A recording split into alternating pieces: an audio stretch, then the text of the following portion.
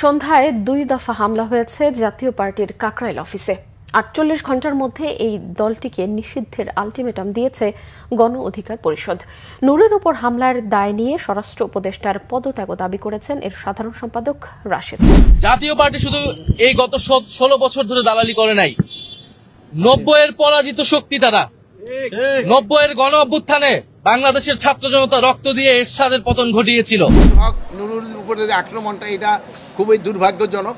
উনি একটা জাতীয় পর্যায়ের নেতা, ওনার উপরে একটা আক্রমণটা খুবই দুর্ভাগ্যজনক, কিন্তু উনি তাড়াতাড়ি সুস্থ হয়ে যাক আমরা সবাই। জাতীয় পার্টির কেন্দ্রীয় কার্যালয়ে আবারও হামলা ভাঙচুর হয়েছে। গণ অধিকার পরিষদ সহ কয়েকটি দলের নেতাকর্মীরা এই হামলা চালিয়েছে বলে অভিযোগ করেছে জাতীয় পার্টি।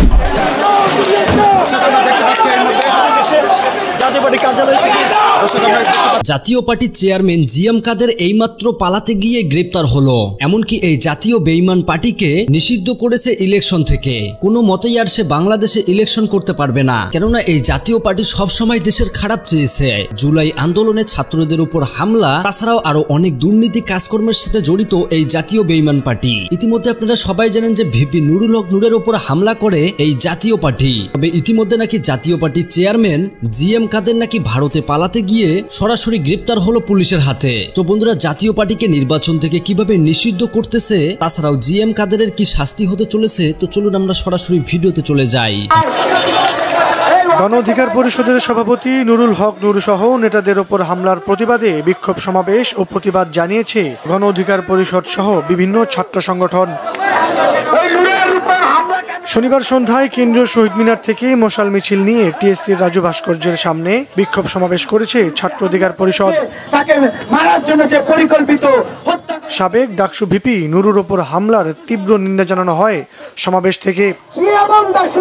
খুব ছিল যে কারণে এমন নির্মমভাবে একজন জাতীয় নেতাকে এভাবে আক্রমণ করতে পারে। নূরকে মেরে নাক ভেঙে চোয়াল ভেঙে তার মস্তিষ্কে রক্তক্ষরণ করে তাকে আইসিইউতে পাঠিয়ে আপনারা কিভাবে মব ভায়োলেন্স নিয়ন্ত্রণ করতেছেন? এর আগে সন্ধ্যায় কাকরাইলে জাতীয় পার্টির কেন্দ্রীয় কার্যালয়ে হামলা চালায় বিক্ষুব্ধরা। আগুন দেয় ভবনটির নিচতলায়। নুরুল হক নুরুর সন্ত্রাসী দোসররা তারা বারবার এসে আজকে আমাদের অফিসে এই অগ্নিসংযোগ করছে। এর আমরা নিন্দা জানাই। বিচার অবশ্যই চাই, সুষ্ঠু তদন্ত হোক, সেটা আমরা চাই। বিকালে রাজধানীর বিজয়নগরে সমাবেশ ও বিক্ষোভ মিছিল করে গণ অধিকার পরিষদ। এ সময় ফ্যাসিবাদ বিরোধী শক্তিগুলোর ঐক্য অটুট রাখার আহ্বান জানান দলটির নেতারা। এই ফ্যাসিবাদকে প্রতিহত করা, হাসিনাকে যেভাবে দিল্লি পাঠানো হয়েছে, ঠিক একইভাবে হাসিনার ফ্যাসিবাদকে দিল্লি আমাদেরকে পাঠাতে হবে। এদিকে ভিপি নুরু আহতের ঘটনায় মর্মাহত বলে জানান জাতীয় পার্টির মহাসচিব ব্যারিস্টার শামীম হায়দার পাটোয়ারি। পার্টির কাকরাইল কার্যালয়ে সংবাদ সম্মেলনে দলের অবস্থান জানান তিনি। সেনাবাহিনী এসে আমাদেরকে বলে 5 মিনিটের মধ্যেই আপনারা পার্টি অফিসের ভিতরে ঢুকে যান। আমরা বলি আমাদের অফিসে আগুন দিলে কি হবে? সেনাবাহিনী বলে আমরা সেটা দেখব। এক পর্যায়ে আমরা দেখতে পারি, শুনতে পারি তারা সেনাবাহিনীর উপর চড়াও হয়ে সেনাবাহিনীরও কিছু সদস্যকে আঘাতপ্রাপ্ত করে। এভাবে আঘাত করা রাষ্ট্রদ্রোহিতার শামিল। বিকেলে জাতীয় পার্টির এই কার্যালয়ে পূর্ব ঘোষিত কর্মসূচিতে থাকার কথা থাকলেও নিরাপত্তার কারণে আসেননি চেয়ারম্যান জিএম কাদের। মোবাশ্বের আহমেদ, বাংলা ভিশন। এটা ব্যাপারে আমরা কিন্তু অনেকে নুরুর উপরে যে আক্রমণটা এটা খুবই দুর্ভাগ্যজনক। উনি একটা জাতীয় পর্যায়ের নেতা, ওনার উপরে একটা আক্রমণটা খুবই দুর্ভাগ্যজনক, কিন্তু উনি তাড়াতাড়ি সুস্থ হয়ে যাক আমরা সবাই আল্লাহর কাছে দোয়া করি। এখন ধরেন যে মানে বিশ্ববিদ্যালয় বা অন্যান্যগুলি যেমন সব জায়গায় তো আইন শৃঙ্খলা বাহিনীর দরকার পড়ে না, শিক্ষকরাই মানে যেহেতু আমার ফাদারও একজন শিক্ষক ছিলেন, মানে স্কুল কিন্তু তারাই কন্ট্রোল করে। যেমন ধরেন আমি এখানে এক ভাইরে দেখলাম, এখানে দেখতেছি না, যেমন আপনাকে সবাই বের হওয়ার জন্য বললো, আপনারা আস্তে আস্তে সবাই চলে আসতে। প্রতি সমাজে কিন্তু কিছু কিছু লোক থাকে যারা সমাজটাকে একটা কন্ট্রোলের ভিতরে রাখে। তো এখানেও যেমন ধরেন আমাদের ইউনিভার্সিটিতে যারা শিক্ষকতা করতেছেন এখন ভিসিরা আছেন, তারা খুবই যোগ্য এবং খুবই লার্নেড মানুষ এবং ছাত্ররাও তাদের মেনে চলে। আমার মনে হয় ওনারা এই তাদের যে ছোটোখাটো সমস্যাগুলি আছে আমাদের এই শিক্ষক এবং ছাত্ররা আলোচনার মাধ্যমে তারা সমাধান করতে পারে। এটা হয় কি এই একটা আলোচনার মাধ্যমে সমাধান হয়েছে। এই অন্যান্য ছোটোখাটো দিয়ে একটা সমস্যা, ধরেন আমগো পরিবারেও তো অনেক সময় সমস্যা হয়, তারপরে ধরেন আমগো মুরব্বীরা বসে একটা আলোচনার মাধ্যমে সমাধান করে দেয়।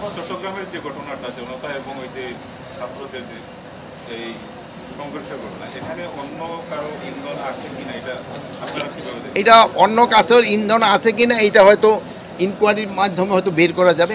আরেকটা হলো সবাই তো আমরা সবাই তো আমরা সবাই, একটা হলো কি আমাদের সবার একটু ধৈর্য ধরতে হবে। আমাদের কিন্তু ধৈর্য এবং সহ্যটা একটু কমে গেছে, এটা একটু সবাই আমাদের চেষ্টা করতে হবে, আমাদের একটু ধৈর্যশীল হতে হবে। আমরা যদি একটু ধৈর্য হই আমাদের অনেক সমস্যার কিন্তু আমরা সমাধান। নামটা কি? মোস্তফা, একটা গান আছে মোস্তফা মোস্তফা কি জানি, লাইনটা ভুলে গেছি। যাই হোক, আজকের আলোচনার নাম হচ্ছে জাতীয় পার্টির কো চেয়ারম্যান মোস্তফা। আপনারা অনেকে নাম শুনেছেন, এরকম স্লোগানও শুনেছেন, রংপুরের মাটি জাতীয় পার্টির ঘাঁটি। জাতীয় পার্টিতে আমরা যে সকল নেতাদেরকে দেখি বেশিরভাগই হালকা ম্যামে টাইপের হলেও এই এক ক্যারেক্টার ভাই ভিন্ন রকম। তবে এখন যে বাংলাদেশে রাইট নাও ভিপিনুর মার খাওয়ার পরে জাতীয় পার্টির বিরুদ্ধে যে বাতাস বইছে, সেই বাতাসের বিপরীতে দাঁড়াইয়া এই রকম ঘোষণা দেওয়ার জন্য হ্যাডম লাগে। মোস্তফা লোকটার হ্যাডম আমার মনে হয় আছে, তবে পরিস্থিতিটা কিন্তু উল্টাও হইতে পারে। আপনারা জানেন যে গতকালকে সারা বাংলাদেশের জাতীয় পার্টির বেশ কিছু অফিসে, বেশ কিছু কেন্দ্রীয় অফিস থেকে শুরু করে বিভিন্ন জায়গায় যে অফিসগুলো আছে সেখানে ভিপিনুরের ভক্তরা অথবা যারা এখানে অনুপ্রবেশকারী আছে তারা গিয়ে অফিস টফিস ভাঙা আগুন টাগুন দিয়ে অস্থির করে ফেলছে। তো এই পরিস্থিতিতে রংপুরের যে জাতীয় পার্টির অফিস আছে সেটা একটা বড় টার্গেট, আর সেই টার্গেটকে চ্যালেঞ্জে ছুড়ে দিয়েছে মোস্তফা কাকা, যিনি জাতীয় পার্টির কো চেয়ারম্যানের দায়িত্ব পালন করছেন। কো চেয়ারম্যান মুস্তাফিজুর রহমান মোস্তফা বলছেন, রংপুরের জাতীয় পার্টির উপর হামলার চেষ্টা করলে হাত পা ভেঙে দেওয়া হবে। রংপুরে তারা যেন না ভাবে জাতীয় পার্টি দুর্বল, এখানে হামলা করতে আসলে তাদের পাল্টা প্রতিরোধ করা হবে। গতকালকে রংপুরের সেন্ট্রাল রোডে দলীয় কার্যালয়ে সাংবাদিকদের সাথে আলাপকালে তিনি এই বক্তব্য দিয়েছেন যে ঢাকায় গণ অধিকার পরিষদের সভাপতি নুরুল হক নূর সহ বেশ কয়েকজন নেতাকর্মীর উপর হামলা এবং এর প্রতিবাদে দেশের বিভিন্ন স্থানে বিক্ষোভ চলছে। জাতীয় পার্টির বিরুদ্ধে গভীর ষড়যন্ত্র চলছে, তার ষড়যন্ত্রের অংশ হিসাবে কিছুটা অস্থিতিশীল পরিস্থিতি তৈরি করতে চেয়েছিল। তবে রংপুর এখন পর্যন্ত শান্ত আছে, এখানে এমন কোনো পরিবেশ পরিস্থিতি তৈরি হয়নি। যদি তাদের কাছে শক্তি থাকে আমন্ত্রণ জানাচ্ছে, তবে এরকম আমন্ত্রণ জানানো উচিত না, মাঝে মাঝে পাশা উল্টায় যেতে পারে। 5ই আগস্টের দৃশ্য থেকে জাতীয় পার্টির এটা তো শিক্ষা নেওয়ারও বিষয় আছে। তবে এই লোক আগে থেকেই ঘাটতেরা, তো তিনি বলছেন তাদের কাছে যদি শক্তি থাকে তারা আসুক, দেখুক কি অবস্থা হয়। ঢাকা কাকরাইলে জাতীয় পার্টি এবং গণ অধিকার পরিষদের ঘটনার বিভিন্ন ইস্যু নিয়ে তিনি বলছেন যে জাতীয় পার্টি নির্বাচনে ভালো ফলাফল করতে সক্ষম হতে পারে এমন আশঙ্কা থেকেই বারবার দলটির বিরুদ্ধে ষড়যন্ত্র করা হচ্ছে। তারা ভয়ে আছে যেন সাধারণ জনগণ জাতীয় পার্টিকে সমর্থন না দেয়। এমন ষড়যন্ত্রের কারণেই তাদের নেতারা বারবার কারাগারে আছেন অথবা পলাতক আছেন। কিছু উস্কানিদাতা জাতীয় পার্টিকে বারবার হেনস্থা করার চেষ্টা করছে, তারা চাইছে জাতীয় পার্টিকে নিষিদ্ধ করতে। এটা একেবারেই লজ্জাজনক। জনগণই সিদ্ধান্ত নিবে কে তাদের প্রতিনিধিত্ব করবে। এখন এই যখন পরিস্থিতি, এই সাহসের ব্যাকগ্রাউন্ডটা কোথায়? একটা অংশ তো আওয়ামী লীগ, এটা কিন্তু সত্যি। কারণ আওয়ামী লীগের দলীয় কার্যক্রম নিষিদ্ধ ঘোষণা করার পরে বা আমরা গেল 15-16 বছর যাবত জাতীয় পার্টিকে যেভাবে দেখছি বা তাদের নেতাকর্মীদের আমার বুঝার পরে জাতীয় পার্টি খুব শক্তিশালী একটা পার্টি, কাউকে প্রতিহত করতে পারে, প্রতিরোধ করতে পারে, এরকম কিন্তু ভূমিকা দেখি নাই। বিশেষ করে 5ই আগস্টের পর বিভিন্ন জায়গায় জাতীয় পার্টি যেভাবে স্ট্রং অ্যাক্টিভিটিস মাঝে মাঝে নিচ্ছে, তো সেখান থেকে অনেকেরই সন্দেহ যে পিছনের টোটাল ব্যাকগ্রাউন্ড হচ্ছে আওয়ামী লীগের ভোটারদের সাপোর্ট, এবং আওয়ামী লীগের যারা বিভিন্ন নেতাকর্মী আছে বিভিন্ন সময় তারা কিন্তু জাতীয় পার্টিতে ঢুকে আছে, ইভেন কাজ লাগলে শক্তি প্রয়োগটা ওইখান থেকে আসবে। আর এই পারসেপশনটাই এনসিপি, জামাত ইসলাম, গণ অধিকার পরিষদ সবার ভিতরে কাজ করে যে জাতীয় পার্টি নিয়ে একটা বড় ভোট পাইয়া ফেলে আওয়ামী লীগের ভোটারদের ভোটটা, যার কারণে জাতীয় পার্টিকে নিষিদ্ধ করতে হবে। এটাও কিন্তু বাস্তব। আর স্বৈরাচারের দোসর হিসাবে কাজ করছে সেই ট্যাগ তো আছেই। তো কি মনে হয় যে মোস্তফা কাকু কি পারবে? এই ঘটনার দায়টা হলো রাষ্ট্রের, সরকারের। এখন সরকারের এমন একটা অবস্থা, সরকারই ঘটায় সরকার হলো বিচার চাচ্ছে। তো এটা হলো আমরা দেখছি, আমরা জানলাম বিষয়টা। আরেকটা বিষয় এটাও দেখলাম যে গণ অভ্যুত্থান হয়ে গেছে, কিন্তু আইন শৃঙ্খলা রক্ষাকারী বাহিনী গণ অভ্যুত্থানের শক্তির উপর একটা আক্রোশ দেখা যাচ্ছে, ক্ষোভ দেখা যাচ্ছে। তো আপনারা যদি ভাই হিসেবে আমাদের পাশে থাকেন রাষ্ট্র গঠনে, তাহলে আমরা রাজনৈতিক নেতৃবৃন্দ, রাজনৈতিক কর্মীরা ভাই হিসেবে দেখব।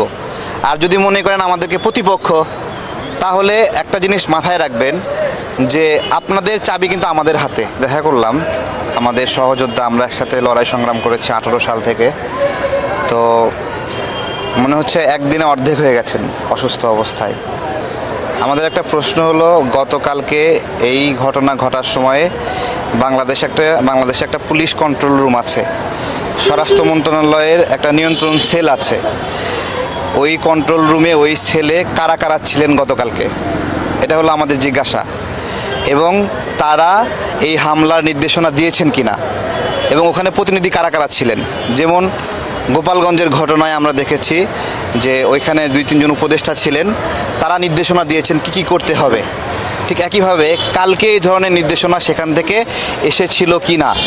কারণ একজন সৈনিক তার নুরুল হক নূরের ওপর কী আক্রোশ, একজন কনস্টেবল তার নুরুল হক নূরের ওপর কী আক্রোশ, এটা তো হওয়ার কথা না।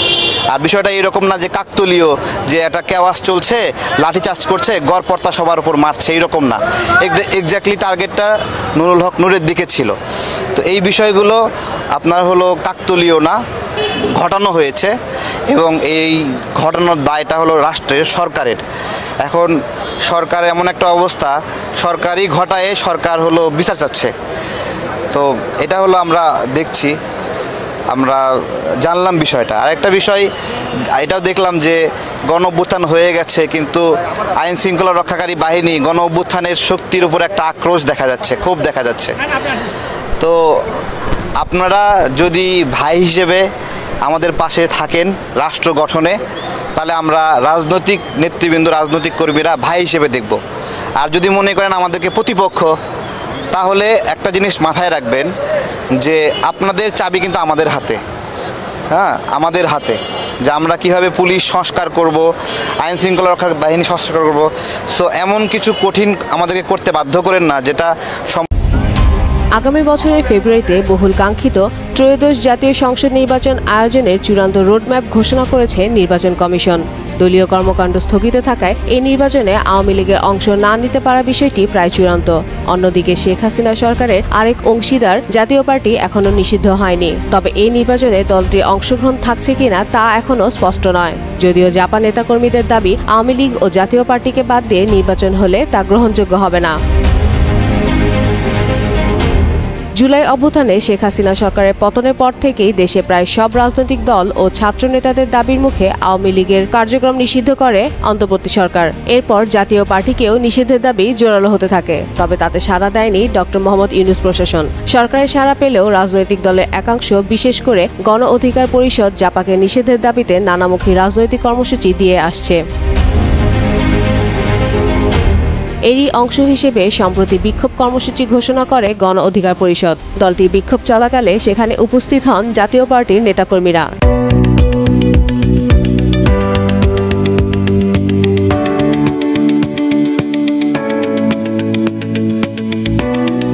এ সময় কথা কাটাকাটির এক পর্যায়ে দু দলের সমর্থকের মধ্যে শুরু হয় সংঘর্ষ। ঘটনাস্থলে পুলিশ ও সেনাবাহিনী গিয়ে পরিস্থিতি নিয়ন্ত্রণের চেষ্টা করে ব্যর্থ হয়।